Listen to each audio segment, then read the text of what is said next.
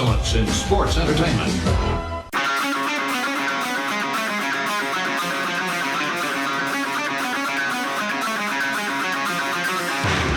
Pro wrestling talk from the four corners of parts unknown. This is That Wrestling Podcast. Welcome to That Wrestling Podcast. I guess this is like the penultimate, is that the right word, when you're like not quite at the day before an event? Am I already over your head, guys? Yeah. Talk about SummerSlam. Well, yeah, we're still like a week away yet. Right. So like next week will be like the eve of SummerSlam. So Joe, you're a teacher. Help me out. No, you're on your own on that one. All right. That's all the time we have. No, we're getting ready because, a week from recording, as we do this on Thursday night, the four of us will all be together for the first time in nearly a year, as we'll be down at Kevin's place in Fort Wayne, Indiana, ready to make the trip down to Nashville on Friday on SummerSlam Eve. So, guys, how you feeling just as far as here we are, basically a week out from the gang is back together? It'll be interesting. Kevin's going to drive, which is great. I'm a horrible passenger, so I don't know if it's better that I'm in shotgun or if I'm in the back seat. But if I'm in shotgun, I've got the best game for us to play. Now, I can't be the only person who has a playlist called That Wrestling Playlist on his Spotify. Oh yeah. And it's a lot of stuff that I'll play. It would be like Name That Tune. Yeah. Okay. But with wrestling songs. Love it. Some you'll know, some you won't. It'll be a fun game, and maybe GoPros cameras will be rolling. Maybe. No, because copyrights. But yeah, we'll get into that. I mean, it'll be a good time. It's been a very, very, very long time since I've done a road trip of any type, because I'm the fucking diva of this show. Normally, I just fly places first class. You also live the furthest away. Like your road trip is a 3-day road trip. Yeah, but for real. Being in a car is going to be different for me, because normally I fly first class to where I need to go. First class accommodations all the way. La-di-da. Yes. Well, Brian, our road trip is an hour. I know. Yeah. we blink and we're knocking on each other's door. Yeah, so Kevin and I is about hour 40. Yeah. So that's gonna be good, man. Jason, I'm 3 days. I'm excited. Yeah, I'm sure come Sunday, whatever time, Sunday morning or lunchtime when we say our goodbyes, we'll be doing a little like, okay, back to Zoom we go. But, you guys will be driving back and I'll be flying first class back down. Yes. But even still, we'll have just enough time before we're like, all right, getting on each other's nerves. Okay. See, I'm actually sad. I'm actually sad about next week because it means it's the end of July. Yeah. That means that I am getting close to going back to work. And the end of the summer of Cena. It's end of summer, and it's very sad. Like July is the Saturday of summer months. Right. And it's like the best of the months. And this one's going too fast. Yeah, no, it is going fast, and your countdown will be on to back to work. So let's not focus on the negative. Let's focus on the positive. Let's start off as we do. What are you wearing? What are you wearing? What are you wearing? What are you wearing today? What are you wearing? What are you wearing? What are you wearing today? Okay, it is What Are You Wearing, where we always display our wrestling shirts and talk about why we are wearing them for this week's podcast. If you haven't realized by now, it is just the three of us. Kevin is camping in the woods, so he may do a run-in, he may not, but we'll see him in the flesh. But he will be drunk either way. Yeah, no matter what. We can always count on that. Joe, you want to start off the What Are You Wearing this week? Yeah, last week I wore the blue Jericho, and I said I wasn't wearing any more of the black shirts for this summer, and I said I'd wear red. Well, this red one, it's not the typical red and yellow. It is Undisputed Era Forever shirt. Yeah, I decided to go with that one. I thought the red and yellow Hogan would have been too obvious, but I am going to go red and yellow next week. Very colorful. Yes, indeed. Jay, is this the last entry you think? Nope. No, Okay. I got it. I've got one for next week. The Summer of Cena rolls on with the 8-bit Cena. And while this is cool, something else cooler happened this week. I had an opportunity to buy something. I'm going to show it now. The very, very, very, very first pro wrestling shirt I ever bought was at WrestleMania 3.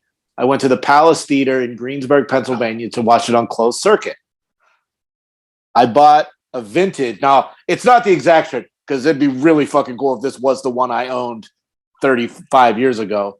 Yeah. I bought a vintage British Bulldog ringer tee. Love it.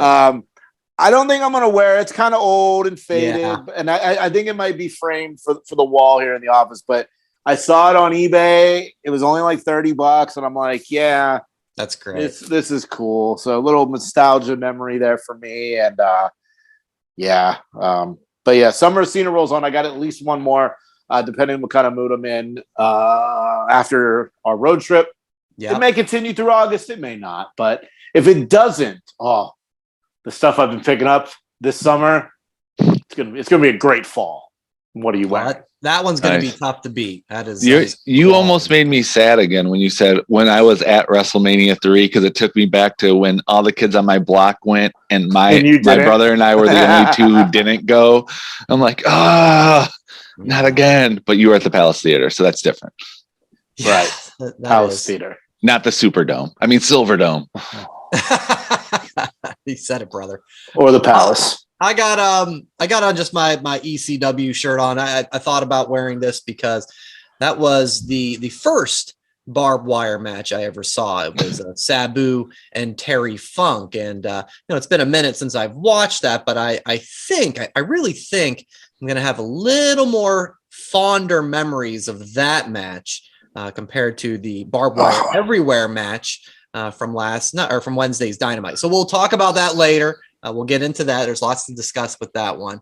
But let's start off. We'll talk about the build to SummerSlam. Again, we're just over a week out and excited. But I really thought about this once Monday Night Raw came and went, and it became the Raw Women's Championship match officially of Bianca and Becky. That now we've got 4 matches that are some, variation of rematches. There's some, little nuances with all these, but you've got Brock and Roman, of course, Bianca and Becky, who really, they started a year ago at SummerSlam, Usos and Street Profits once again, and Theory and Lashley. So we've got, and that was a rematch, just like Usos and Profits from Money in the Bank. So a lot of rematches for SummerSlam, and there's some really good matches that are not rematches as well. So this isn't really to talk about, hey, yay or nay, but just to gauge our excitement level for those matches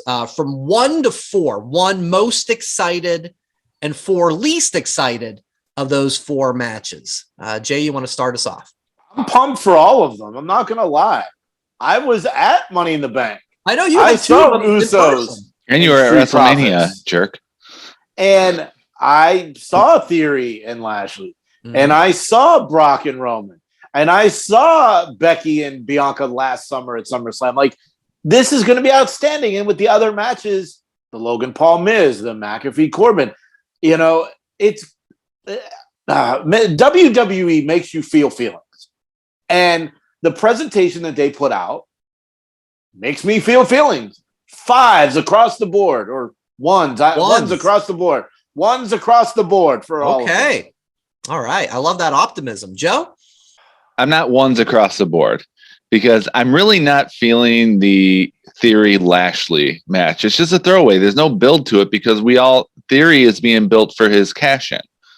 So the Lashley match is like, not so much. But other than that, Roman and Brock, I'd probably give it a 2, not a 1. Becky and Bianca, I have a feeling it'll be more next week but I think it's going to be the reverse 26 seconds. Oh, I think they're going to do the full year circle and then keep that story going for the next WrestleMania. And what was the other one? Usos and Street Profits. That's a 1. Yeah. We're pretty much in lockstep. Usos Profits is my number 1. That just how fun that match was at Money in the Bank. And I feel like this one, something has to give. Either the Usos are going to lose finally, or the Profits got their breakup in them if they don't get it. And now we've got Jeff Jarrett in the mix, which he's got a busy weekend. We'll talk about a little bit more about what he's up to, along with the special guest referee on SummerSlam Saturday. But so, yeah, that's my number one. I cannot wait for that match. Brock and Roman, number 2. And then I've got Bianca, Becky, number 3, just because, I know it wasn't supposed to be this match. It probably would have been Rhea, and she got hurt. So it's like, okay, they're kind of thrown in a bind there. And Joe, same reason that I have number 4 for Theory and Lashley. It'll be a good match. I really like their Money in the Bank match, but it's like there's not a full focus on it because of the contract and because Dolph Ziggler's involved in this. It's just, it doesn't have the focus for me that I won't have the excitement level for it because I know there's something else going on. Whether it happens or not at SummerSlam, they're certainly teasing it every week on TV. It's like Lashley is the Miz in the WrestleMania 27 buildup. And Theory exactly. And the briefcase is Rock Cena. Yes. That's the main focus. And again, it doesn't mean the match is going to suck. It could very well be awesome. Again, I like the Money in the Bank match. But yeah, it's like we know there's something else brewing. They've certainly displayed that enough over the last couple of weeks. But yeah, we'll get into the full card. We're gonna do our preview and predictions again in person for next week's pod. We cannot wait to do that. And as I touched on, Jeff Jarrett. Wow. Well, it is Nashville, right? It is his hometown, his home turf, and kind of seemed random to me to be the special guest referee for Usos and the Profits, which, by the way, I know, Jay, you're living the kayfabe only life. But what other sport or entity goes in the case of WWE? Hey, referees, you professional referees, you're doing a bad job. We need somebody else in there. And they get somebody who's not a referee.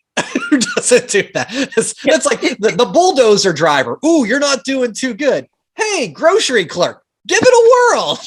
What is this? Well, it's like the replacement referees back in the NFL days. It's like, oh, you refs are worthless. We can get anyone to do this job. Right. Charles Robinson, the head of refs, couldn't call the match.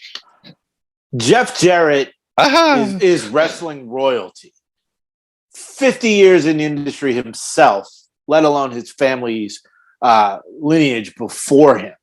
Jarrett is pro wrestling in Nashville. So this makes a lot of sense. And of course, now that he and Jay Lethal are involved in the main event of Ric Flair's last match against Ric Flair and Andrade, somebody on our Twitter posted when I said, hey, who's going to be Ric Flair's opponent? And someone said Jarrett, and I don't know who that is, and I apologize, but props to you for getting it right. But what's interesting about the main event, Ric Flair and Andrade against Jeff Jarrett and Lethal, he's wrestling against a guy whose last name is Lethal, and Jeff Jarrett's finisher is the Stroke. There's some digging in there. I see what you did. But did you see the video? No, I refuse to watch. Oh no, you guys didn't? Oh no. Okay. No interest. None. Wow. Okay. Zero. I'm looking right now at the rest of the card for this event. This is what's got me interested. I'm staying in Nashville an extra day. You guys are heading back Sunday. I'm leaving Monday. Right. I might go to this. Like if I can find a reasonably priced ticket. I'm looking at it, and it's the Briscoes against the Von Erichs. Mm-hmm. Clark Connors against Ren Narita from New Japan. From MLW, Killer Cross against Davey Boy Smith Jr. Josh Alexander, the Impact champion, against Jacob Fatu. If you don't know who that is, yeah, when he gets to the bloodline, yeah, Roman's got his muscle for the next 5 years. There's a AAA match. There's more Impact matches. I mean, Brian Pillman Jr. and Brock Anderson against Ricky Morton and his son, Kerry. I guess Robert was busy that day. It could be the Real Rock and Roll Express, but it's going to be a great event. The Ric Flair portion of it, I have no interest. So I didn't watch the videos, Brian. Okay. So I did out of curiosity and what they did. And I mean, I'm not gonna be able to do it justice, but it's Flair coming out of his press conference and Lethal comes out from like the parking lot and confronts him, basically saying like, you couldn't invite me to this. You used me. I've been training you. Everybody's seen our videos. And I just want a little piece of this excitement of your last match and action. And you can't even invite me to the press conference, and basically saying like, you used me, and ends up sucker punching Rick in the gut. Oh, That Rick literally goes, as he gets punched in the gut, he goes like, my surgery. Which is like such like, really, Rick? Like, okay. And so he's wailing on Rick. Rick bleeds, shockingly. Jarrett comes out in the parking lot. Yeah, in the parking lot. It's like NXT parking lot random.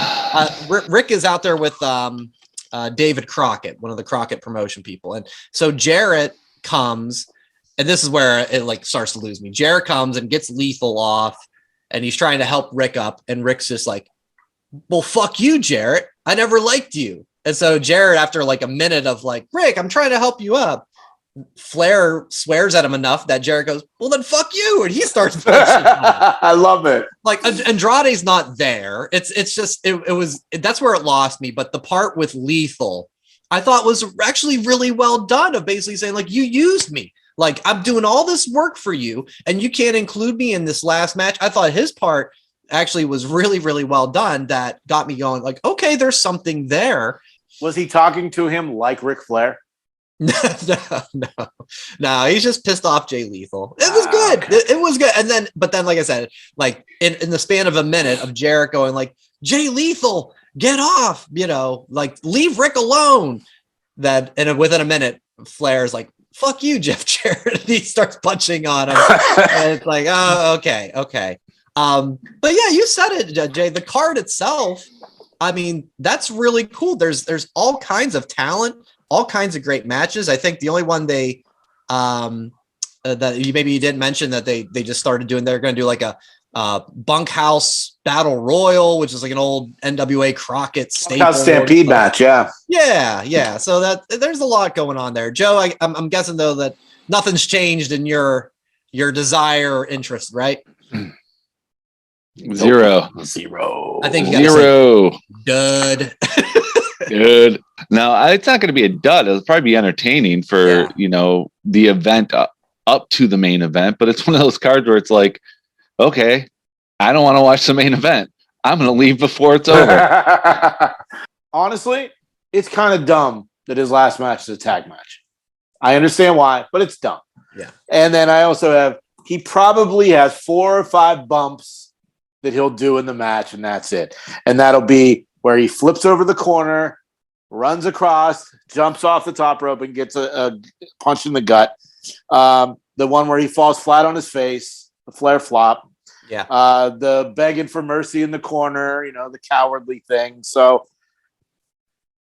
I'm against it because I don't want him to be Randy the Ram. Yeah. Ric Flair is my favorite all time. And I don't want to. The last match for me was Shawn Michaels at WrestleMania. Mm-hmm. All right, Jay, you got a couple other things you want to touch on? Yeah. Comic-Con is happening this weekend, San Diego Comic-Con. And WWE is there, AEW is there, and they do big releases every year at Comic-Con. In recent years, it's been a Sergeant Slaughter figure. It was a Macho Man that looked like a Slim Jim packaging, Mr. T from WrestleMania in a VHS case. This year, it is no holds barred. Hey, Rip now. And Zeus, and the packaging looks like a VHS tape. It's pretty awesome. And then the other big one that they announced is Cody Rhodes has an Ultimate figure. And an Ultimate is like the top of the line figure. Comes with extra heads, extra hands, extra clothes, and stuff like that. Whereas AEW, they took an L at Comic-Con, at least in my eyes. This was an opportunity to do something pretty big, and they didn't. Brian, do your girls play with Legos? Are they at that age? Harper does. Yeah, she's got like Frozen Legos and some other themes. So they have now like Lego like people, like it's they make Lego people. Well, this is like it's like Lego adjacent, but this is what AEW is doing. They are making these figures. Well, the San Diego Comic-Con release was a 2-pack of Sting and CM Punk from that 6-man match where they all had the same face paint on. Oh, okay.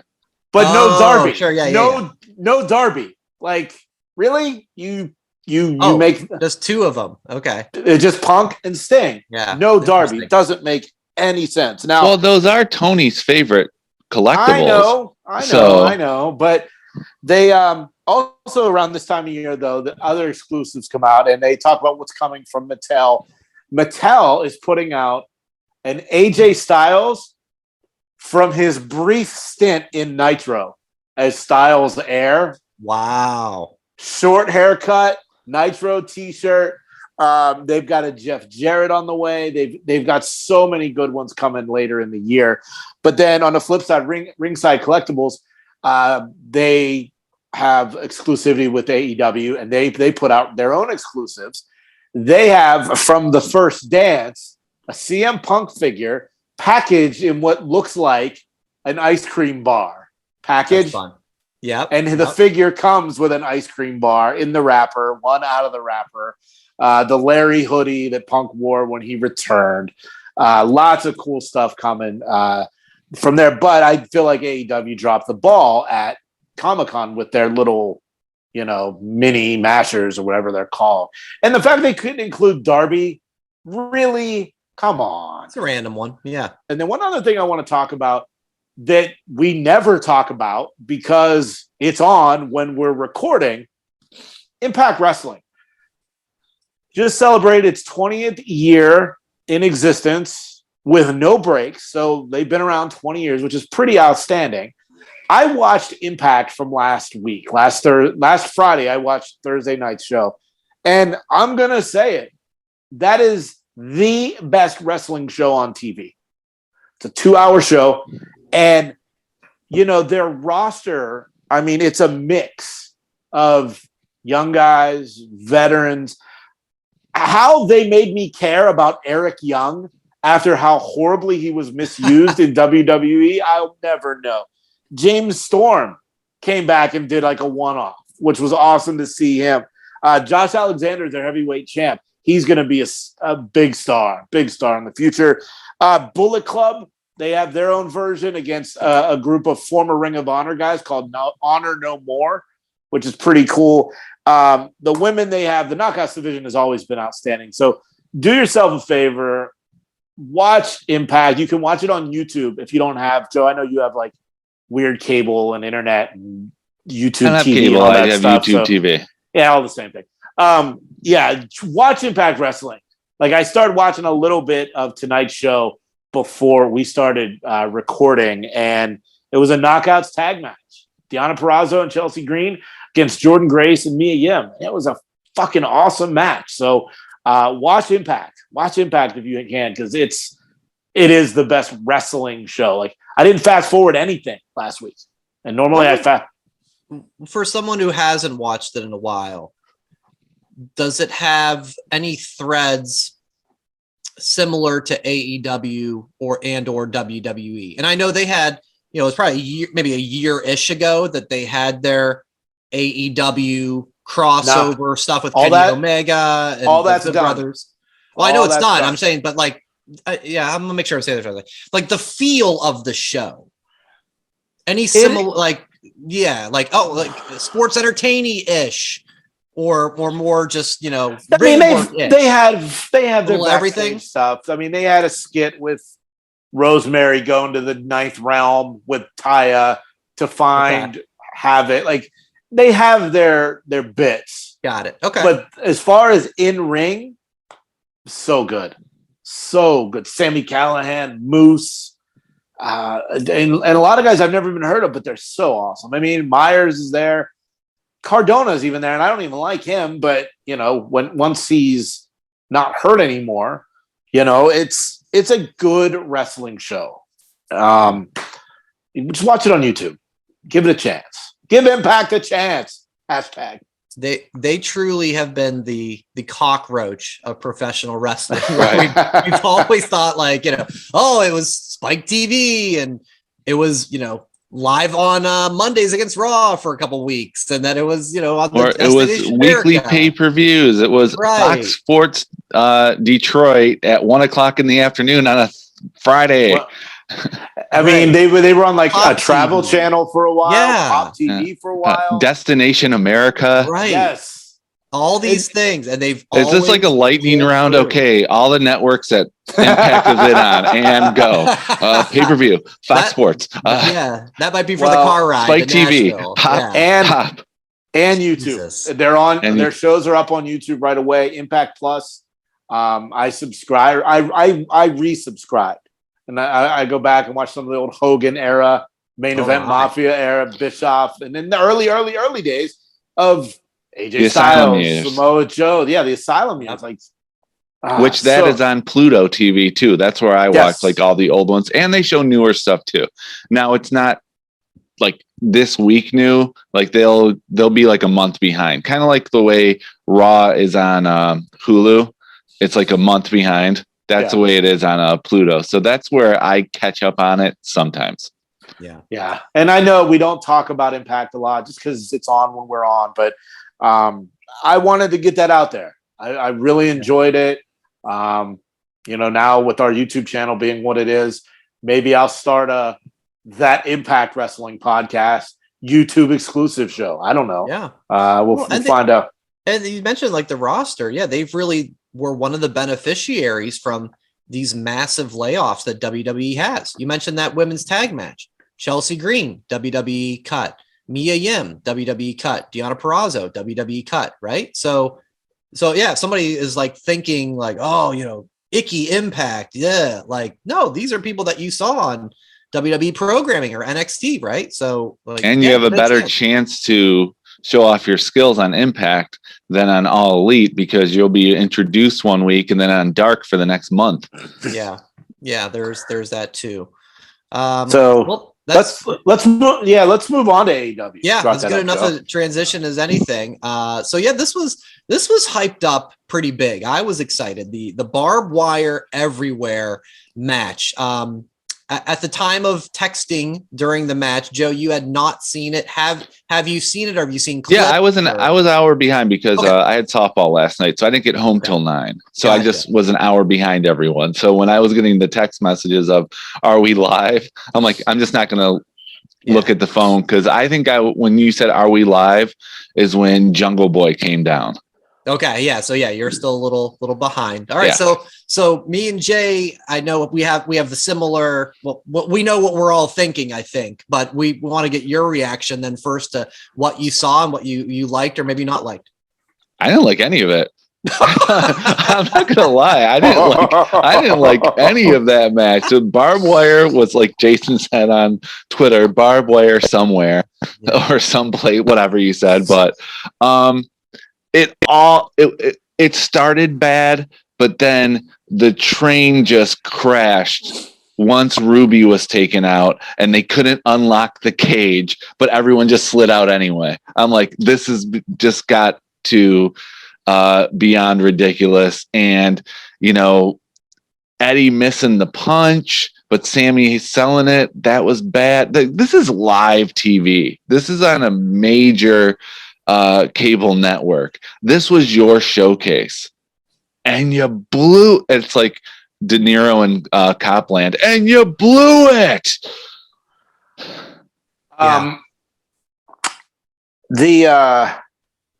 The dumb blondes that don't know how to use a lock and key, they need to make that a thing now. Whether that's on Being the Elite, put it on the show, they're just dumb blondes because that's what they are. I'd have been pissed if I had seats with that like the location of that shark cage was so weird, or maybe it was just me, but if I had seats behind that, I'd have been pretty pissed. But it actually did good because they didn't have to see the match because the match was shit. Botchamania, Jericho. Oh, you can't say botch. I'll say it. Oh, wait, you're allowed to. We're not. Yes. All right. Watch those terms. Yeah. the main event was rushed because the women's tag match went too long.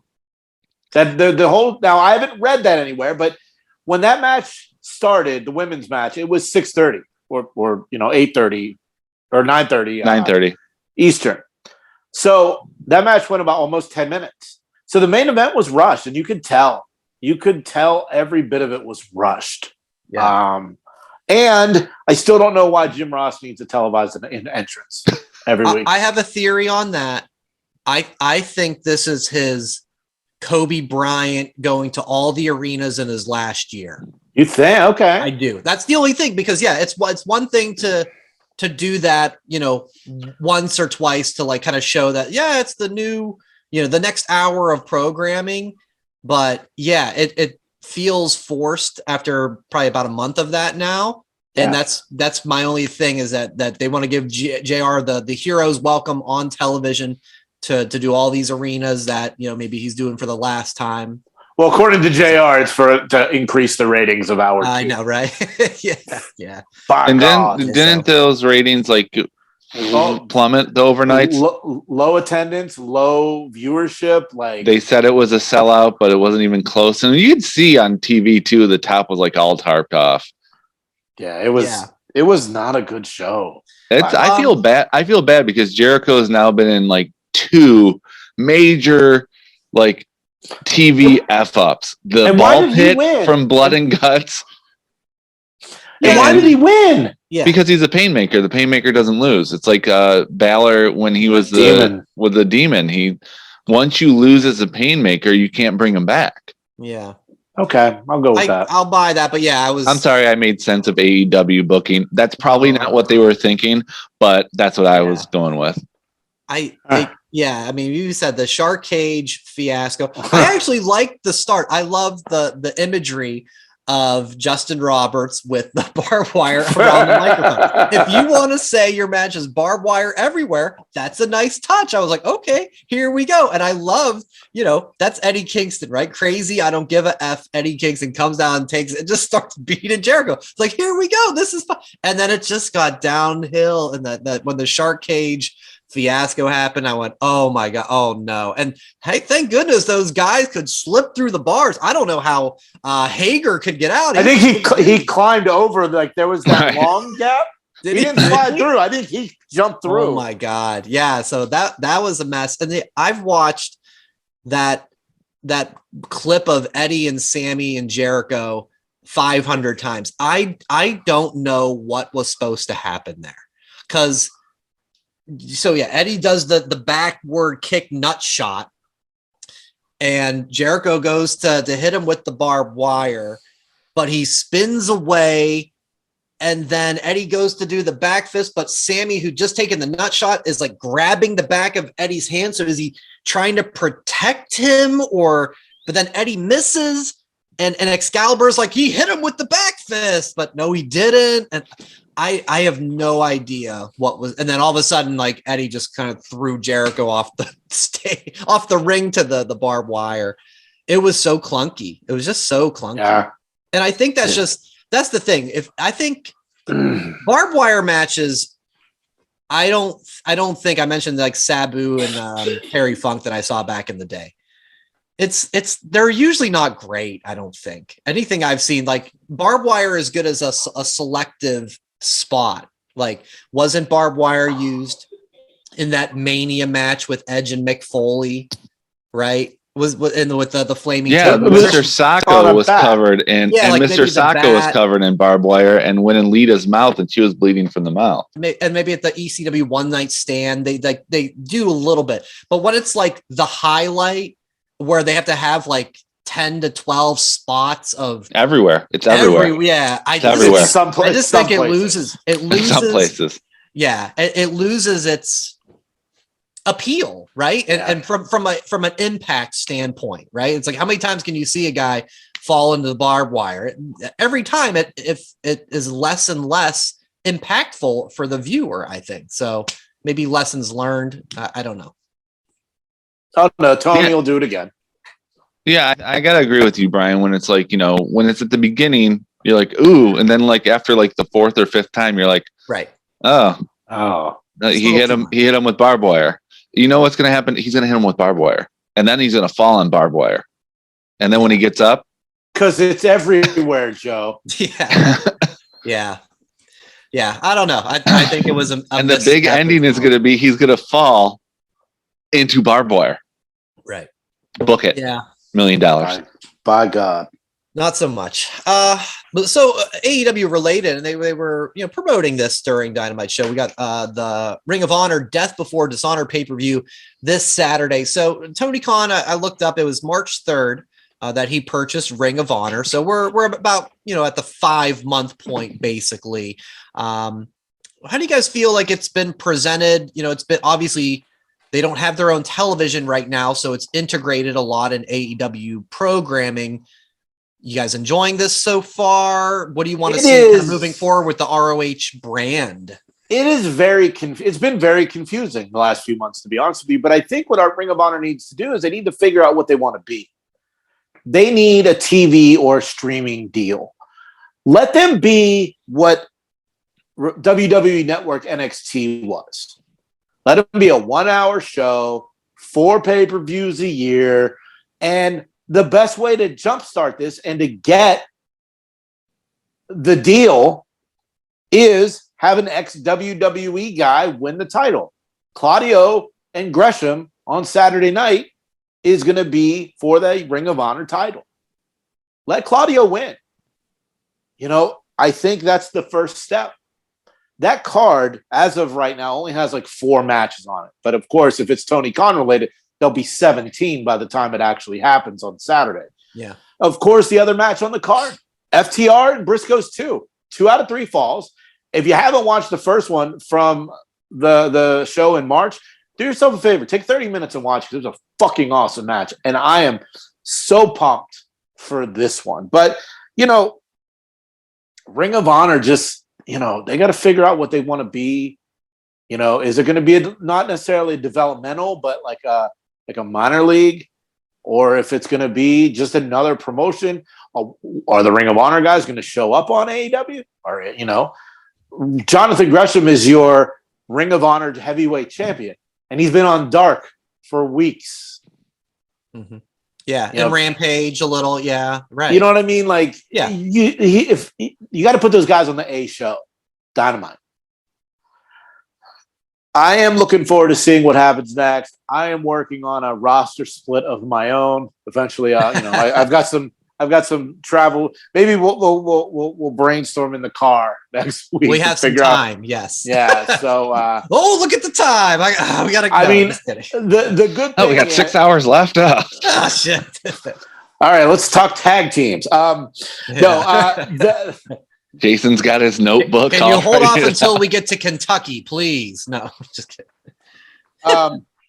He's like B-Rabbit on the bus in 8 Mile, just writing down his ideas.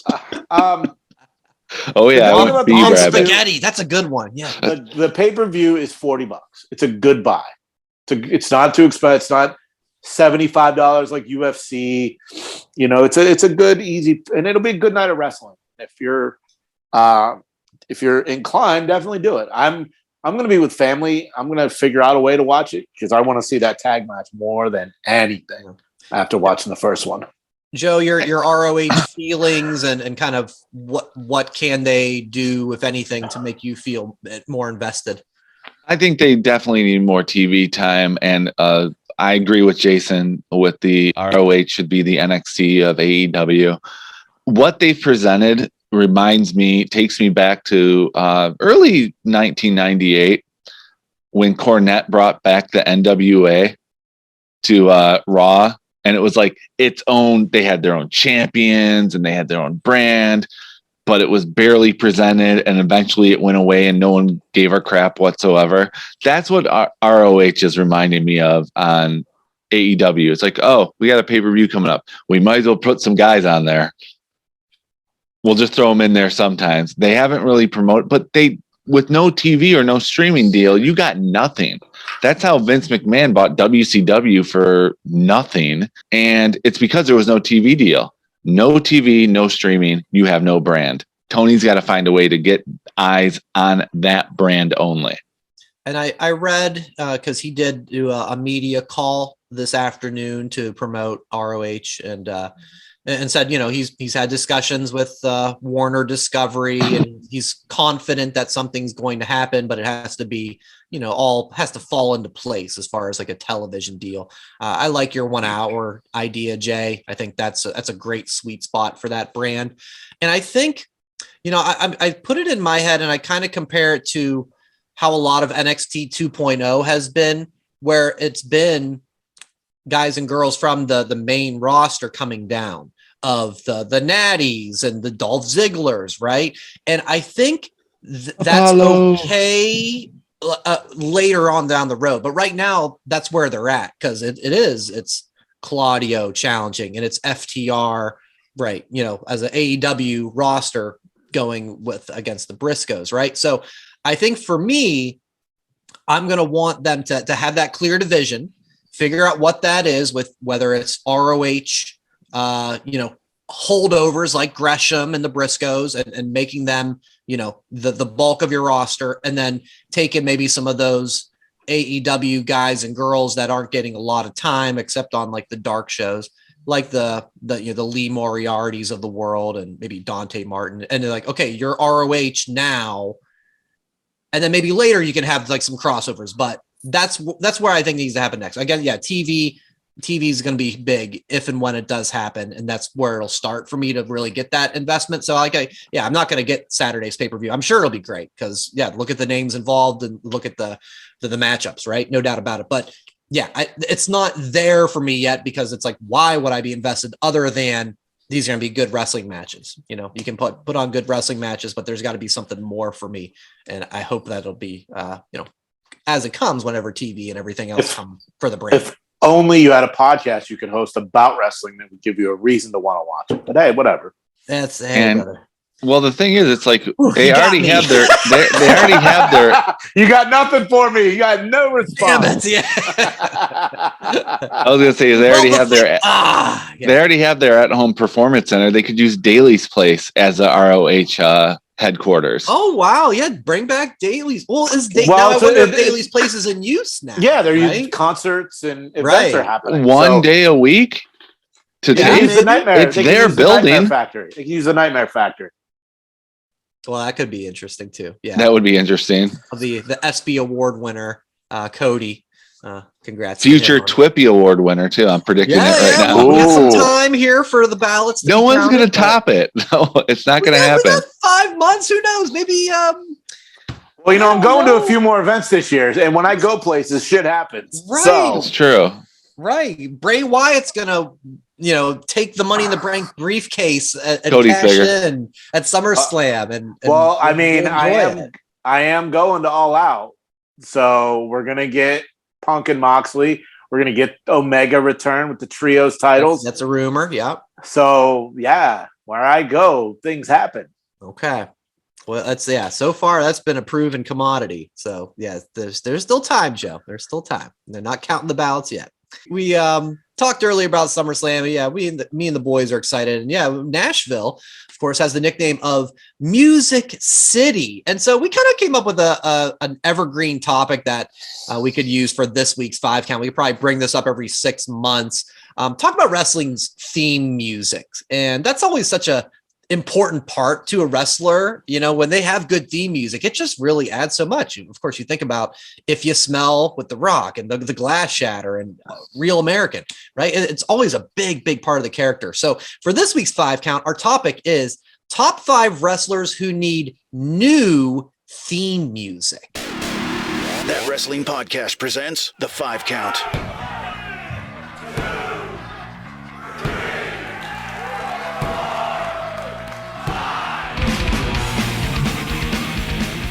Guys, I gotta say, going through this, there was a lot more songs that I'm like, these are pretty good. There was not as many as I thought would be to begin with. So this is a hard one for me. Who would like to go first? I'll go. Last week, I made a bold proclamation that Madcap Moss is the next Triple H. To make that happen, Madcap Moss needs new music, heavier music with words, not generic instrumentals.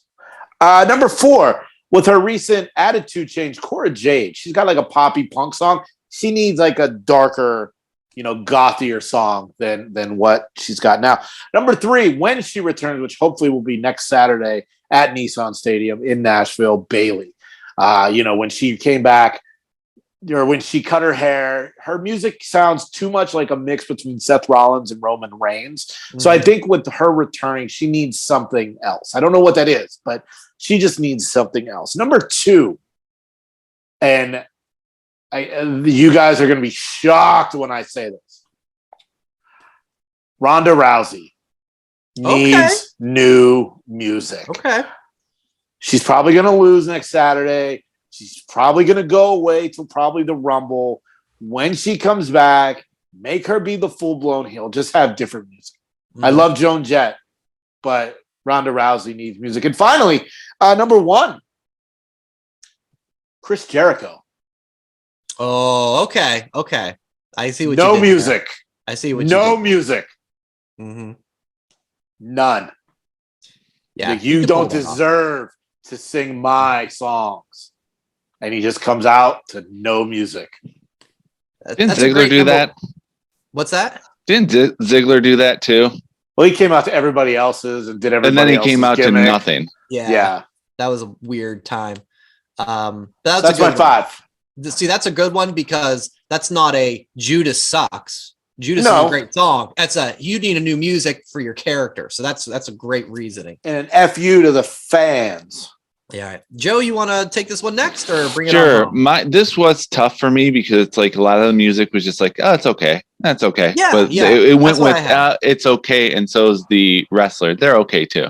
Mm-hmm. Mine's a little mix of needs new music or go back to the music that was working. So number 5, Alexa Bliss. Like the new one just doesn't work. It's like, do like even before she came back. And I remember like when Cody came back, he did an interview of saying like, the best wrestler music there is right now is Alexa Bliss. And then the next week they changed her theme song. Number 4, Riddle. I don't want the old one back, but I'm not digging the new one. Really? I think he needs something that the crowd can get into. Okay. Like kind of like a Seth Rollins has his sing along. Like he needs a sing along crowd. He needs something that's distinctive and not the bro at the beginning. He needs like a glass shattering song to make him go over the top. Number 3. Up. They are going back to TV 14. So you see what I'm saying with Riddle. He needs that song will put him over the top for me. Number 3, I almost put Bayley, but then I changed my mind because this is someone who I think they need new music, but need new everything because they have the tools. They just haven't been used. Shayna Baszler. I thought about her. Yeah. She needs like something hardcore, like rock, like just. I liked her. Like Godsmack. I stand alone. Or Keep Away. Yeah. That something like that. Number 2, go back to the old one. I loved it. I know he doesn't want it, but Sami Zayn. It starts when he becomes a good guy. When he becomes a good guy. Kind of like Edge when he comes back. And number 1, Ricochet. Ricochet needs something more upbeat. He needs something faster. He needs something that goes with his style. Mm-hmm. And these are theme songs that will, like, in my mind, not only will be helpful to them, but get them over to the next level too. Because like you guys said, it's not just what's in the ring, it's the show. You got to have a good theme to move on. Yeah. Yeah. Go ahead, Jay. Sorry. No, I said that's a good list. And I have a couple say on the same as you, Joe. So my number 5 was Sami Zayn. It's not so much go back to the old music, which was fantastic, but the new music just doesn't do much for me. And I feel like there's something better that we could do for Sami Zayn. Number 4 was Alexa Bliss. The lyrics, stand up, shut up, and fight me. Well, okay. Stand up. I was like, oh. When Joe said it, I was like, I don't agree. I think it's better than the old stuff because she described it as stuff she just had written in a notebook. And they so I thought it was a cool backstory. I think it's a good one. And who knows that backstory? Yeah. Me. I don't Okay. hate it. I know but that story, so I think it's good. And now you guys know it, and you think it's good now. She can incorporate Ryan Cabrera and do Yeah. something. Yeah, right? if only she knew someone who was a Yes. musician. There's got to be a way. Number 3, Claudio, the former Cesaro. Yeah. I listened to it, and I think just the crowd reactions he's getting so far, like overshadowing the music, but it's kind of that classic. I don't know what the name of the song, like Britannica, Super Mario Brothers? like It's like that. Yeah, Super it's like yeah, it's like I don't know. it worked for It worked for Brian Danielson to use free music, so Yeah, we'll just Macho remix Man. Claudio and Macho Man and there Flair. is that. Yep. Number 2, Ezekiel. Ezekiel has generic rock 101, and maybe there's something he could do with his brother Elias. Maybe Elias obviously was an acoustic guy, and I guess you don't want to snap on Rick Boogs and do the electric guitar thing, but maybe there's some sort of meat in the middle. Maybe Elrod is a club DJ. Oh, there it is. So that's number 2. My number 1, I'm ready for your bullets, guys. John Moxley. No way. Yes, That way. fits him. Wild Thing is No, not Wild good. Thing is amazing. No, Read the it's not. book. Read the book. No, I won't read the It's book. so good. I don't have a Because you don't want to 6-hour read. car ride to read it coming up. Oh wait, yes, I do. Yeah, you do. No, listen, I don't hate Wild Thing, and the crowd loves it, so obviously it's doing its job. But that was one of the first actual AEW themes, his original one, that I really liked. That I was like, "Oh, this is good. I could get into this." And, So yeah, it was just a I generic instrumental. it was, but I don't know. There was something about that one that really got to me, grabbed me. That when they went to Wild Thing, and just I don't know. I don't feel Wild Thing like I felt the original one. Yeah, that's number 1 with a bullet. Exactly. We got him coming out to you. I'll take it. That's this week's 5 count. Who made your 5 count? Let us know on social media using the hashtag TWP5count. Okay, that'll do it for this week's show. Thank you for listening. Thank you for watching. And again, next week, the 4 of us, well, again, Kevin's not here right now, but the 4 of us on the show regularly will be together. We'll be live in Fort Wayne, Indiana, getting to be on the road to SummerSlam in Nashville. We can't wait to do our preview and predictions and just talk about all the fun that we're going to have that weekend. If you are going to Nashville, if you're listening, if you're in Nashville or you're going, make sure you hit us up at thatwrestlepod, or what is it? thatwrestlepod@gmail.com. Jesus Christ, Brian. Close? Jesus Christ. It's thatwrestlepod@gmail.com. I got it. Okay. WrestlePod on Facebook, Instagram, and Twitter, and That Wrestling Podcast on YouTube. I knew that. I got the website pulled up just to make sure I didn't fuck it up. Okay, good. You still did though, so Still fucked it up. No, the email. I got it right. So yeah, we'd love to see you. We got some fun things that we definitely want to do in Nashville to do with our podcast, and maybe you guys can be a part of it. Otherwise, hey, we'll see you and talk to you next week. Enjoy Before we go, I have one question. I have one question. I didn't want to say anything because I know, knock on wood, didn't want to jinx it.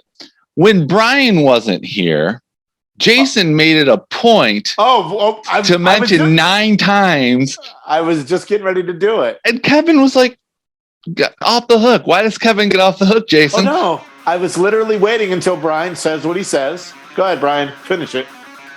Enjoy wrestling, everybody. Fuck you, Kevin. Thanks for listening. Follow That WrestlePod on Instagram, Twitter, Facebook, and YouTube. 1, 2, 3, that's it!